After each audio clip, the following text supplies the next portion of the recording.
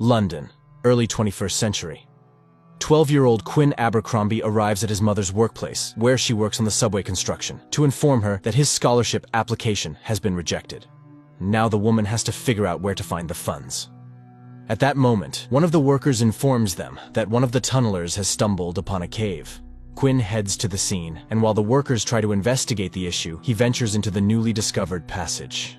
He explores the new space when flames suddenly erupt at his feet, illuminating the terrifying visage of a creature that spits at him, hitting his eyes.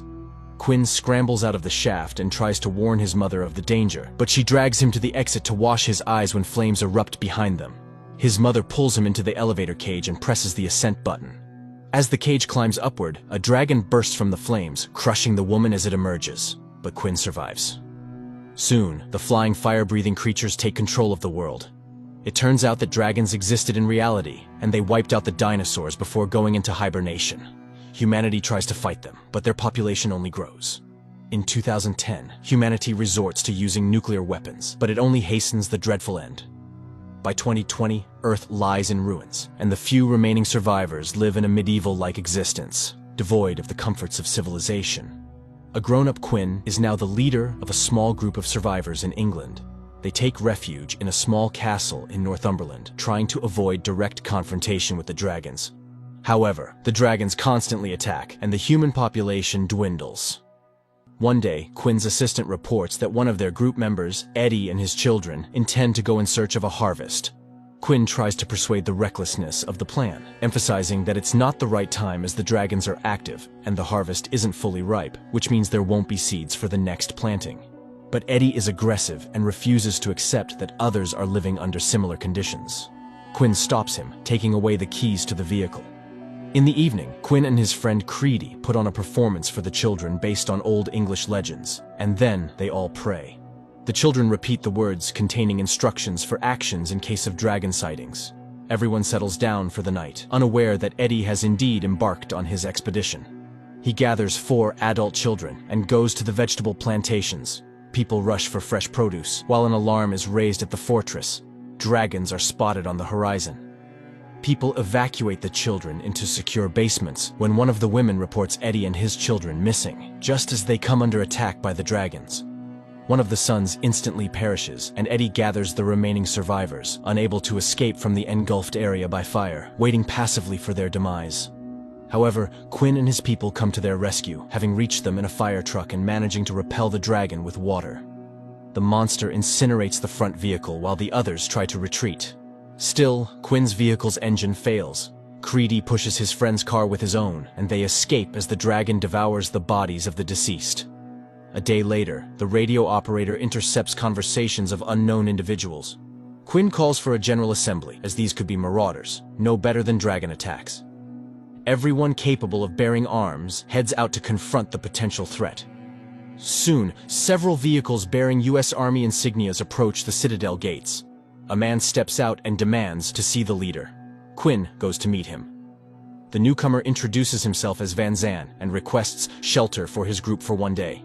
He is a pilot who managed to restore his helicopter and flew here to fight the dragons. Quinn is skeptical, as he knows how strong and dangerous these creatures are, and advises the Americans to leave. However, Van Zan then shows him a dragon tooth personally torn from the mouth of the last one he killed. Recently, he realized that dragons can see in the dark and during the day, but their vision falters in the pre-dusk twilight. His people became the first to successfully kill a dragon, and have been doing it repeatedly since. Quinn allows the newcomers to enter their fortress, which doesn't sit well with Creedy. But in the midst of their argument, a real helicopter flies overhead, something they haven't seen in 20 years, which convinces them of Van Zan's credibility. The girl, pilot Alex, reports that there are no dragons in the vicinity, and they can rest for now. Her companions are archangels, and their lifespan is only 17 seconds after jumping from the helicopter. They fight the enemy using nets, throwing them onto the dragons. Later, Quinn introduces Alex to Jared, the child he found in one of the villages when he was very young. The girl is impressed, as few people care for others nowadays. At that moment, a signal arrives, indicating the approach of a dragon. Van Zan declares combat readiness. His people take their positions in the vehicles, and Alex takes to the sky in the helicopter. But for safety, she requires the readings of beacons that one of the fighters needs to set up. A guy on a motorcycle is dispatched to carry out the order and activates 2 beacons, while Van Zan instructs the net throwers not to deploy their parachutes until they are sure the creature is on the ground. But then the guy with the beacons perishes, unable to install the last device in time. Quinn sees this and, jumping on a horse, races into the mountains just as the dragon approaches the helicopter very closely. The archangels leap out and rapidly descend to the ground. The dragon chases after them, and the guys release nets, knocking the dragon off course. Nevertheless, one archangel perishes. Meanwhile, Quinn activates the 3rd beacon, and Van Zan asks him to act as bait for the dragon and lure it toward the weapon. Quinn mounts his horse and rides toward the fortress, and just as the beast is about to grab him, Van Zan fires a dragon-killing projectile. The creature falls to the ground. In the evening, the people celebrate this victory. However, the arrival of Van Zan dampens their spirits. He reminds them that it's too early to celebrate, especially considering the loss of his people who need a proper burial. Later, he tells Quinn that Alex is the keeper of memory, so she remembers the names of all the fallen to honor them properly.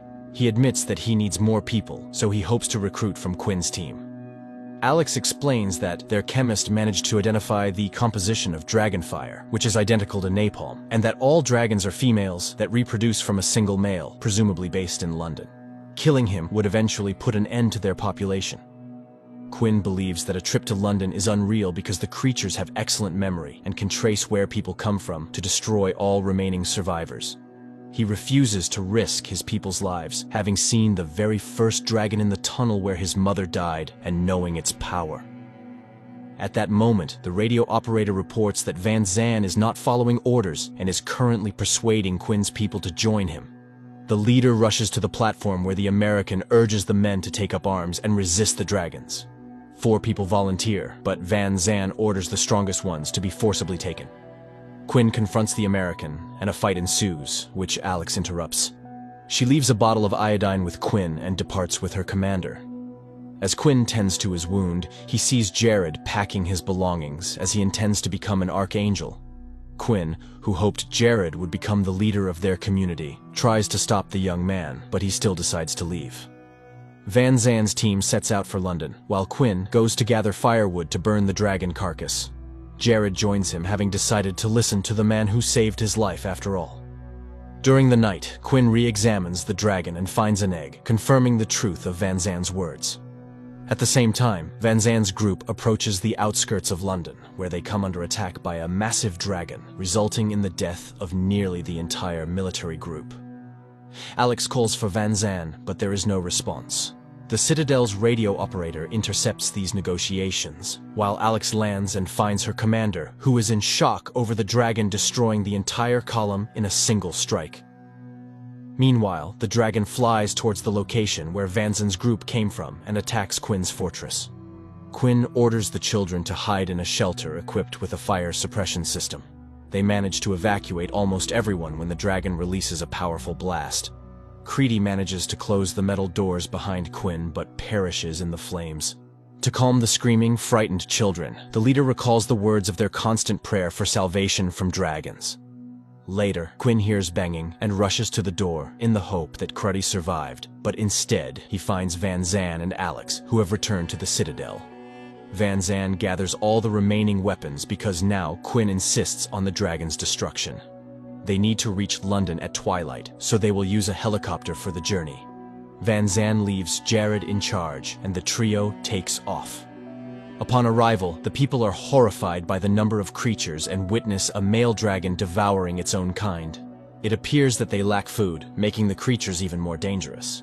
Quinn suggests approaching the lair through underground tunnels. They head underground, clearing the passages ahead with gunfire.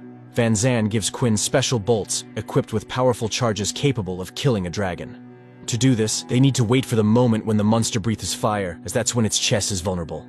The problem is that these bolts have a range of only 15 meters, so the one who attempts this task is often killed. The group emerges from the tunnels and engages in a deadly battle with the male dragon. Van Zan intends to climb a tall chimney and asks Alex to lure the dragon away while Quinn waits for the monster on the ground. The team splits up to execute the plan. However, upon reaching the designated location, Quinn discovers that he has lost the bolts. Meanwhile, Van Zandt climbs up the chimney and shouts for Alex. She runs, luring the dragon, and the soldier shoots, but the gunfire doesn't do much damage to the dragon. So, Van Zandt charges at it with an axe and perishes.